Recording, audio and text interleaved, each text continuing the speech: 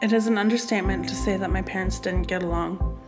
They went after each other multiple times in court to get custody of me when I was young, accusing each other of child abuse. They started to manipulate me against each other. I felt torn and unheard. All of this led into depression and cutting myself, and as the years went by, things got worse. Eventually, one night, my dad and his girlfriend locked me out. I banged on the door, crying and screaming. They gave me $2 to get to the youth shelter, and I had never left my neighborhood. I was lost and scared. Eventually, I ran into an officer who gave me a ride. I was there for 2 months before bouncing between a couple of group homes through McMahon Child and Family Services. That's when the partying started.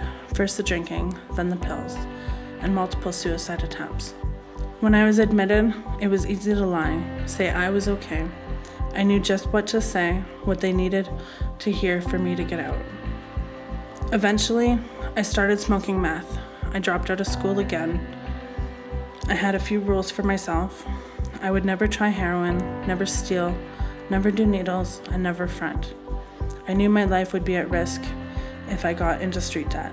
I broke 3 of the 4.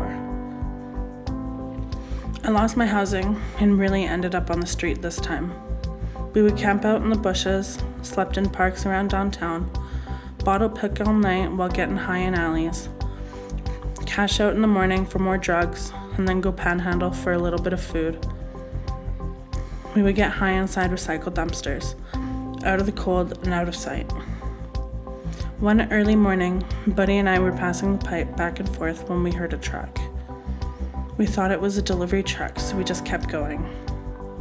Until there was a sudden jolt. We freaked out and jumped up, threw the lids off the top, trying to get the driver's attention. I had never been more scared in my life. In that moment, I knew I didn't want to die, and I didn't want to live the rest of my life like this. I needed something to live for.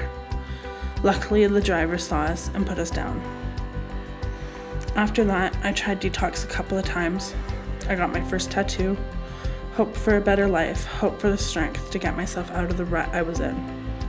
I started temp work and signed up for the culinary program through Woods Homes. I knew I had to stay sober for class, so I cut back on the meth. The program got me in contact with the source.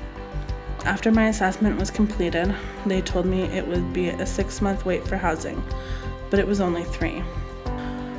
About 6 months after I moved into my first place, I tried going back to school. Shortly after, I found out I was pregnant. I knew then I needed to get clean for good.